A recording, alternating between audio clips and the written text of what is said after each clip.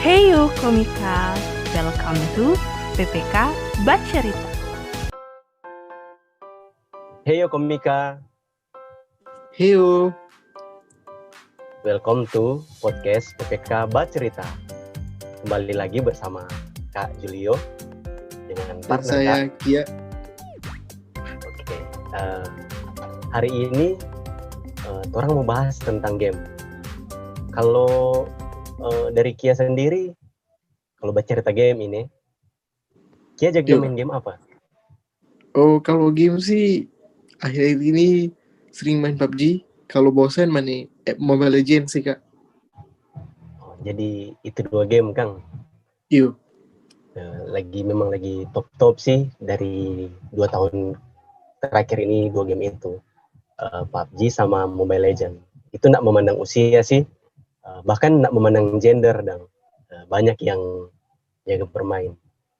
Kia sekarang rank atau tier apa di PUBG dan di Mobile Legends? Kalau di PUBG sih season lalu tier Ace loh, Kak. Kalau Yes. Mobile Legends baru mau masuk Epic lah. Oh, baru masuk Epic kan. Itu sih kalau Kak di PUBG akhir-akhir ini nggak main karena lalu sempat download Genshin Impact. Apa DP itu, Kak? kapasitas besar. Oh, itu game MMORPG. Game petualangan bebas begitu. DP kapasitas besar sih karena dia game dua bisa di PC bisa di HP, jadi satu server. Tapi itu kalau PUBG so kadang bermain, jadi kayaknya terakhir Kak cek gold apa silver. Tapi dulu sering S. Kalau Mobile Legends yang sering bermain karena ada squad juga, teman-teman sering bermain sama-sama. Jadi sekarang di Mythic berapa?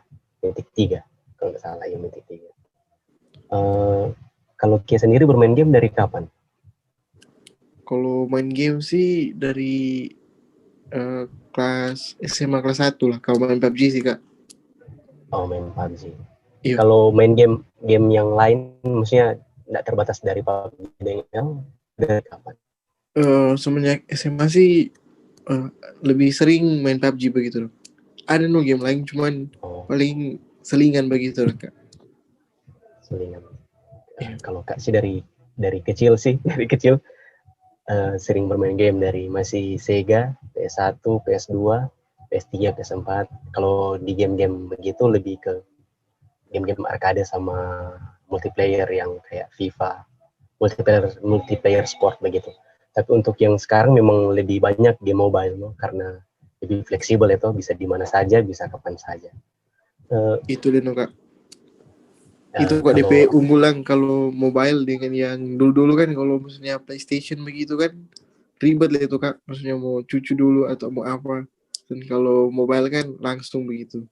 Yang penting ada internet itu memang dapat lihat di perbedaan zaman sekarang. Bahkan yang kayak PS begitu ataupun Nintendo semua menyamai yang kayak mobile begitu, bahkan ada Nintendo Switch begitu. Tapi merujuk lebih ke game, kalau dari Kak sendiri sih, dari dulu bermain game itu main karena apa ya? Karena mengisi waktu luang, karena dari kecil tuh nggak tahu mau bikin apa, Kak bermain game.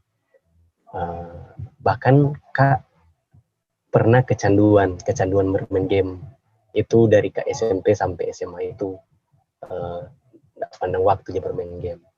Kalau Kia sendiri pernah nggak merasa hal demikian, kayak kecanduan begitu? Mirip-mirip sih Kak. Cuman mungkin bedanya kalau kita sih main game itu karena teman Jepang gitu begitu. Jadi rasanya kalau nggak ada teman itu jadi tidak asik main gamenya Kak. Jadi bosan begitu Kak. Oh, jadi kalau Kia bermain mesti dengan teman-teman Kang? Iya, supaya lebih asik begitu Kak. Oh, kalau Kak sih mau sendiri, mau dengan teman-teman tetap bermain karena dari kecil sudah bisa main game. Itu sih.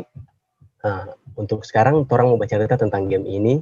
Apakah game ini pelarian atau rekreasi? Bahkan orang akan lebih dalam lagi bercerita, tapi bukan cuma dua, bukan cuma Kak Dengkia. Kak Dengkia mau undang yang teman satu ini, dia juga seorang gamers. Dipersilakan. Halo guys. Halo Kak. Halo. Halo Kak Jul. Kia. Oke, perkenalkan diri dulu. Yang teman-teman tahu. Langsung.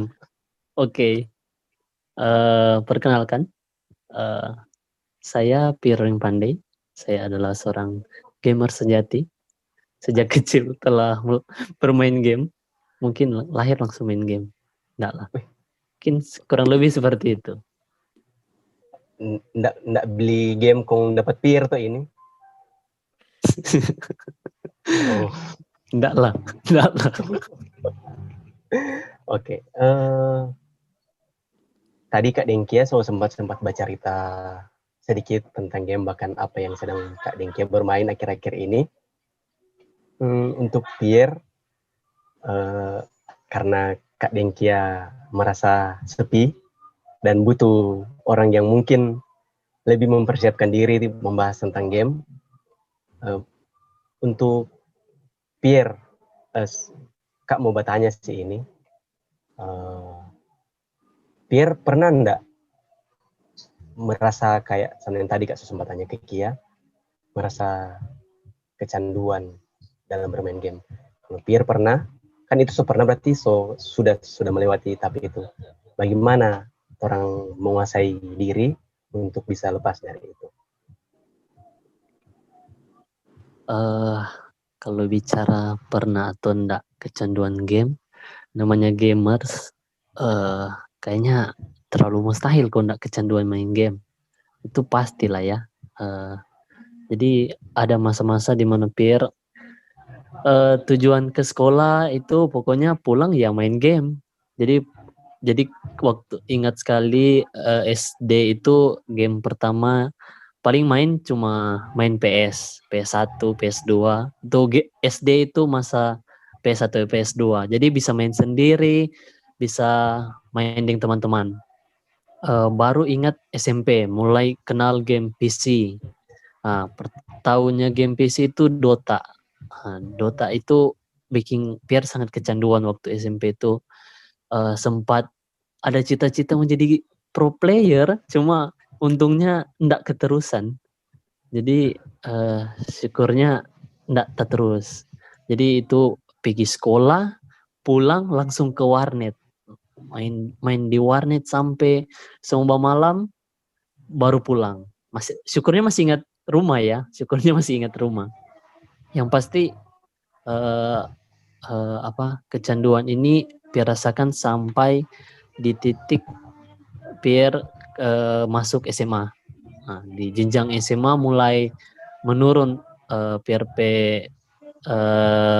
rasa niat main game, rasa kecanduannya itu berkurang drastis. Jadinya Pierre bermain ya sekedar bermain, jadi enggak sampai mau DP nama enggak sampai mau pica-pica malam rupa sebelum-sebelumnya. Cuma sempat lagi di awal-awal kuliah ini semenjak ML menyerang dunia game, itu pica-pica pagi lagi. Apalagi banyak teman yang bermain. Sama yang Kia dang, kalau main dengan teman itu memang dirasa semangat sekali. Malah kalau main sendiri lain kali, kalau itu rasa ya tau lah ya, susah solo player itu susah. Naik rank itu susah. Jadi kurang lebih seperti itu dang. Jadi Pierre pernah kecanduan, dan bagaimana Pierre lepas dari kecanduan itu, Pierre bisa bilang bagaimana ya? Mungkin yang paling pertama ya minta ke Tuhan.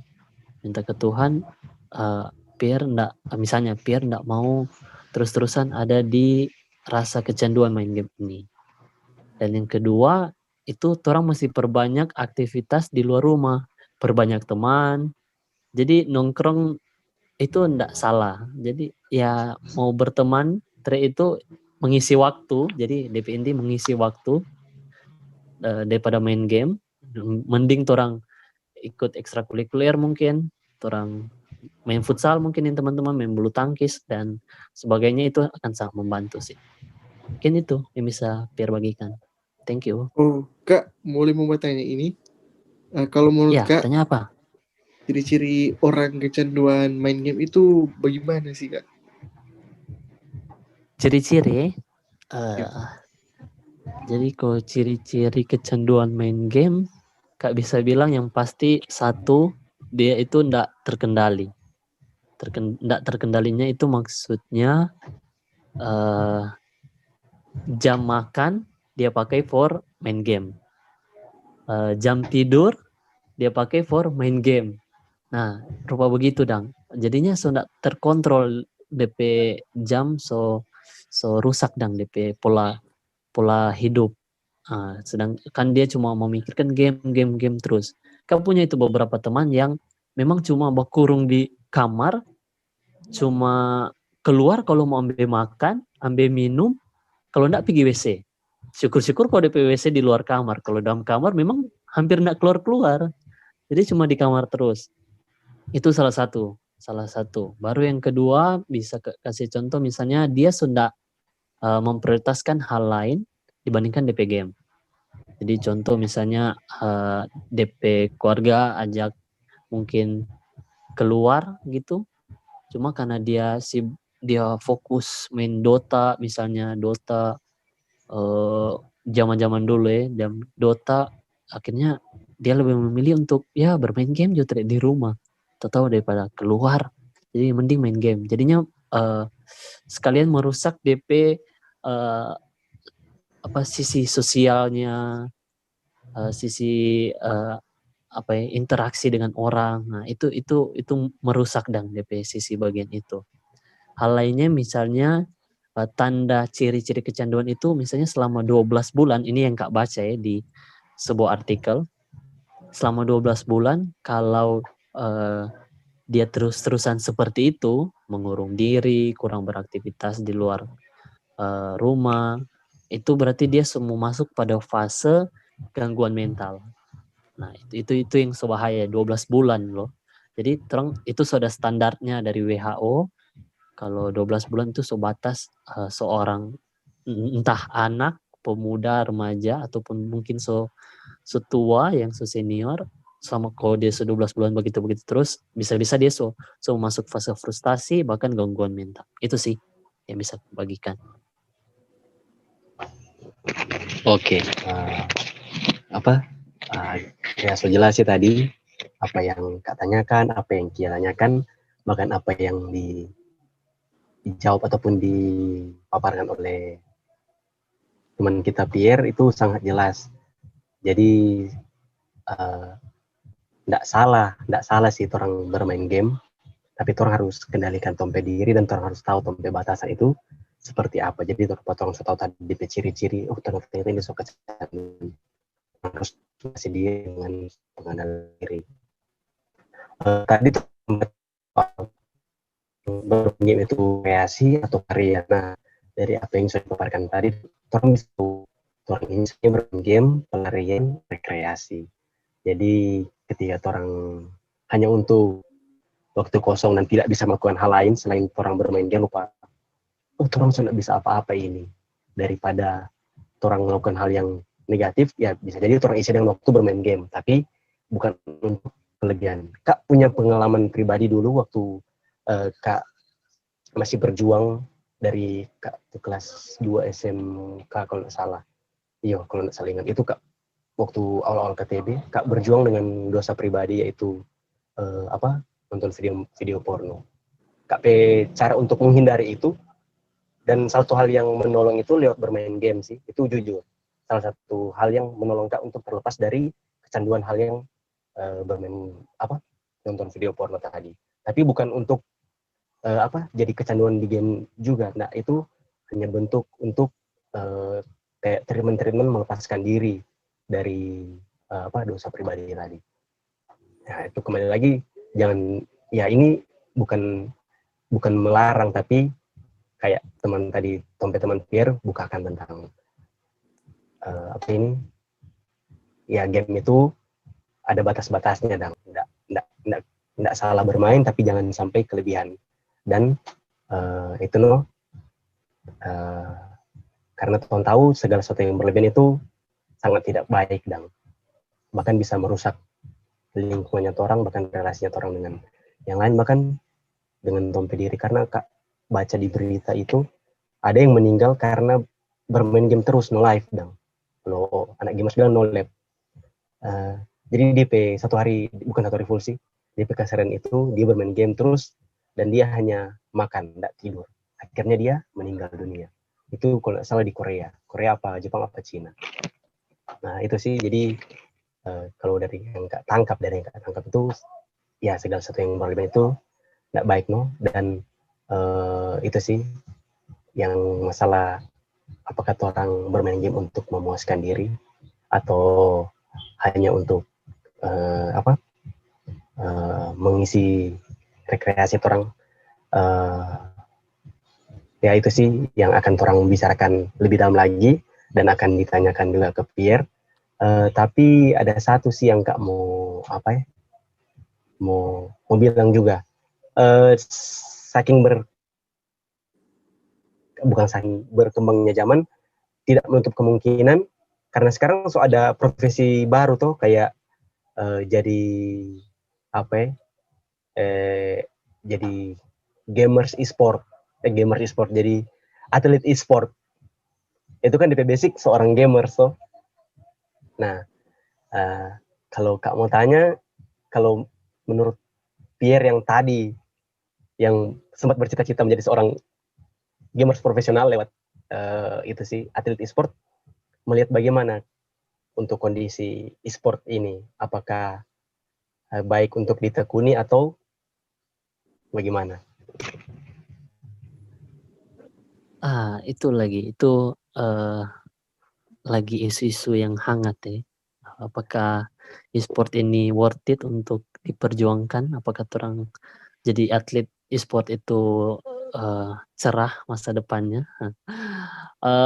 Jadi dulu Pierre kepikiran for jadi atlet e-sport, sempat kepikiran begitu karena mungkin nih itu euforia bersama teman, dong. Jadi bermain game karena sama-sama terus kayaknya orang tidak terkalahkan gitu. Jadi kayaknya butuh lawan yang di turnamen. Jadinya, kayaknya orang bisa capai tingkat paling atas lah. Jadinya bisa jadi atlet e-sport. Nah, seiring berjalannya waktu akhirnya itu pudar jadi DP PRP cita-cita. Nah, cuma kalau ditanya bagaimana PRP pandangan sekarang dengan dunia e-sport, sangat-sangat sesuai dengan yang Pierre pikirkan dulu ya. Karena dulu mungkin e-sport di Indonesia enggak se-hype sekarang, enggak se-hype sekarang. Dulu orang tua taunya namanya main game itu enggak menghasilkan apa-apa. Nah, cuma buang-buang waktu. Cuma sekarang ya anak-anak muda Indonesia berhasil enggak cuma di Indonesia ya, di luar negeri les banyak. Itu dorang berhasil membuktikan bahwa dorang dapat dihargai, mereka dari penghargaan yang dorang dapat, dorang bisa menghasilkan karena dorang menang lomba dan akhirnya bisa membanggakan orang tua, keluarganya, bahkan teman-teman. Jadi dunia e-sport sangat membantu lah ya, sangat-sangat membuktikan diri di zaman sekarang bahwa e-sport itu bisa membawa dampak ke anak-anak yang mungkin dorang ndak passion di pekerjaan kantoran, dorang mungkin ndak menemukan passion untuk kerja sebagai seorang pengusaha maybe. Yang pasti dorang taunya dorang punya talenta di bermain game dan dorang mau asah itu, dorang mau kembangkan dan dorang ingin jadi atlet dan menghasilkan dari situ, dan ya banyak yang membuktikan itu. Jadi for Pierre, sesuai PRP harapan dari dulu, Pierre pikir bahwa e-sport ini mau berkembang terus. Jadi kalau for adik-adik mungkin yang di luar sana ingin betul-betul menjadi atlet e-sport, ya enggak gampang, tapi enggak mustahil juga. Jadi kalau memang ada niat dan mau berusaha, kerja keras, ya terbuka, dunia e-sport itu sangat terbuka for money, dan itu adalah pilihan yang baik for sekarang dan mungkin seterusnya itu akan berkembang dan baik for anak-anak muda lah ya yang zaman sekarang. Dan harapannya setelah masuk dunia e-sport, jangan sampai nggak tahu buat apa. Jadi selama mungkin kalau adik-adik di sana masuk track dunia e-sport, usahakan pendapatan yang dapat digunakan for bangun usaha supaya di masa tua tentram. Jadi for Pierre, angkat jempol for dunia e-sport, sangat membantu banyak anak-anak lah. Dan menyesal sih enggak meneruskan cita-cita tersebut. Cuma enggak apa-apa. Oke, makasih Kak Jel. Oke, itu pandangan dari SEO. Orang nggak bisa menutup kemungkinan itu hadir, dan sekarang sudah hadir memang e-sport, atlet e-sport di mana-mana. Adik-adik ataupun teman-teman yang memang ingin ataupun sedang mempersiapkan diri untuk menjadi seorang pro player atau e-sport itu bisa, tapi ya kembali lagi untuk batasan-batasan tadi. Karena e-sport itu bukan setiap hari bermain game. Orang ada waktu juga untuk keluarga, ada waktu juga untuk diri sendiri, itu untuk makan, untuk minum, untuk berolahraga, bahkan untuk beraktivitas di luar. Jadi tidak hanya kayak bilang mati-mati di game. Jadi ya kayak seorang pemain sepak bola, tidak setiap hari dia bermain bola. Ya pasti latihan itu ada, tapi tidak setiap hari dia bermain bola. Begitu juga dengan atlet-atlet yang lain, tetap ada batasnya. Dan bahkan itu ada kadar-kadarnya untuk untuk kontrol diri. Nah, mungkin dari Kia ada yang ingin saya tanyakan? Kalau dari kita sih Kak, mungkin Kakak Pierre ya ingin menanyakan apakah selama main game, apakah Kak merasa puas atau tidak? Itu sih Kak. Oke, pertanyaan yang sangat-sangat bagus. Apakah saat Kak main game itu membuat Kak puas? DP jawaban ya, tapi tidak. Jadi ada ya dan tidak. Yanya ya memang Kak puas. Kak merasakan kepuasan pas main game. Karena dibanding hal lain, hal yang paling menghibur Kak itu kalau main game. Itu fix no debat. Itu game paling menghibur Kak. Dan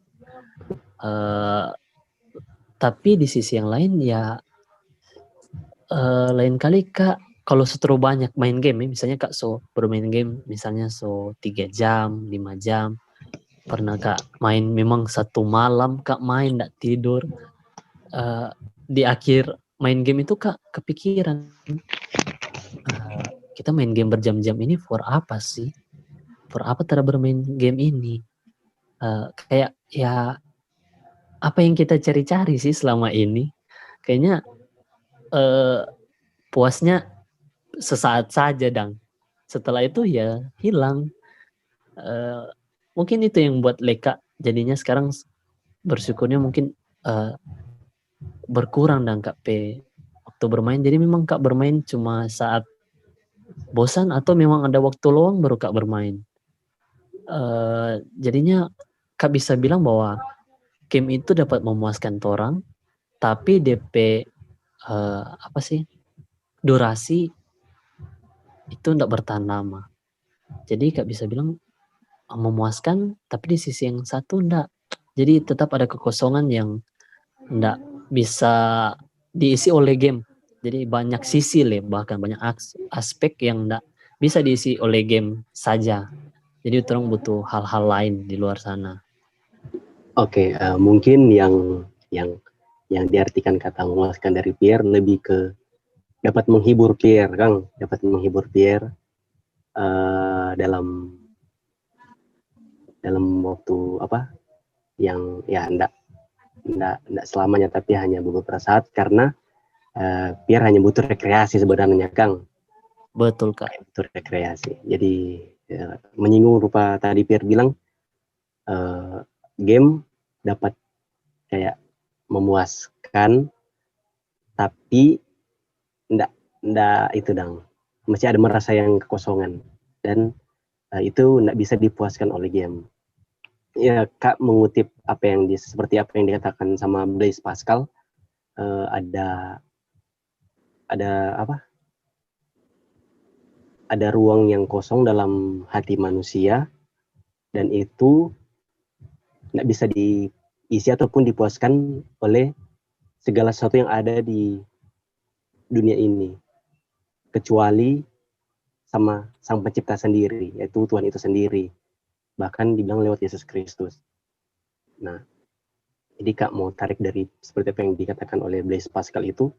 Jadi ya seperti tadi, bahkan ketika Pierre bermain, dia ingin memuaskan DP diri, tapi dia tetap masih bisa merasakan kekosongan, yaitu seperti yang dikatakan oleh Blaise Pascal, hanya bisa diisi oleh Tuhan itu sendiri, lewat Yesus Kristus yang orang kenal sebagai Tuhan Juru Selamat. Itu pun juga yang Kak alami sebenarnya. Jadi sama yang Kak tadi bilang, Kak sempat kecanduan di waktu SMP sampai SMA itu, Kak kecanduan bermain game itu sih, di PS itu bermain Fatal Frame. Itu game foto-foto hantu.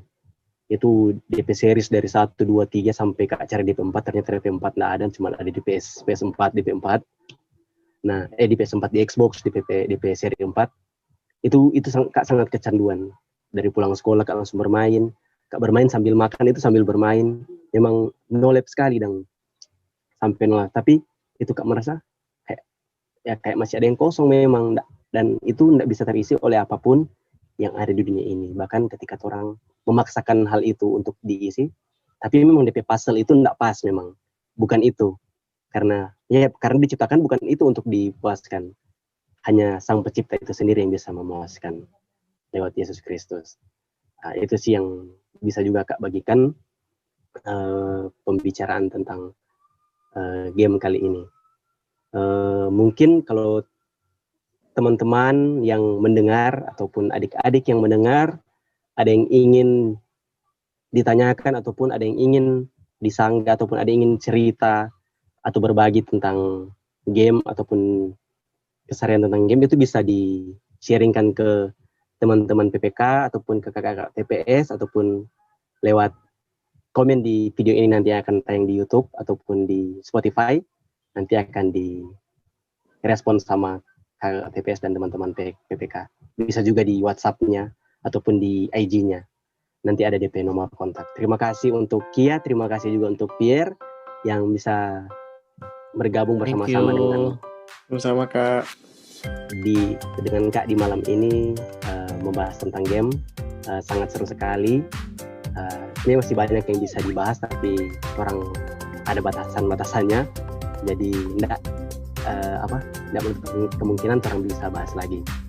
Dan kembali lagi, rupa tadi enggak salah dengan game, tapi orang harus tahu batasannya orang. Oke, siapa tahu dari teman-teman yang mendengar sekalian bisa menjadi seorang atlet e-sport. Sangat sedap, dukung, bisa menghasilkan dan yang pasti bisa memuliakan nama Tuhan. Oke, bye-bye guys. Dadah. Dadah. Jangan lupa dengar podcastnya, nonton videonya. Jangan lupa di subscribe dan di like.